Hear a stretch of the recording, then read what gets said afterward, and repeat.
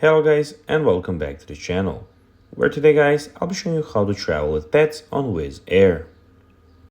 Now guys, the first thing that you of course need to do is go to the Google Play Store or the App Store and download the Wizz Air application. Now when you did that, you just need to go and log into your profile. But guys, if you do not have one, you can always go and register to Wizz Air. But guys, if you do not know how to do that, you can always go to our YouTube channel where we have plenty of how to Wizz Air videos where you can see how you can do this. Now guys, that we got that out of the way, let's see what we actually have in front of us here. So as you can see here, we have the Wizz Air home screen where you can go and book a flight. So you can find booking here. You can book flights, hotels, or a car, as you can see.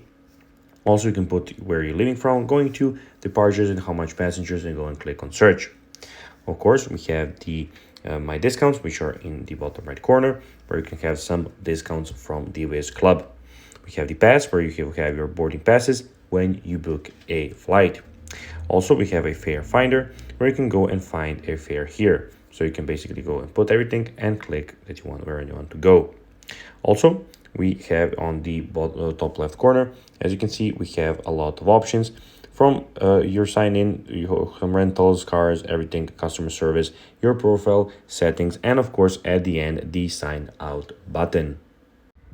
Now guys, let's see how you can actually go and travel with pets on Wizz Air. Well guys, unfortunately, Wizz Air does not allow pets in the cabin or as checked baggage.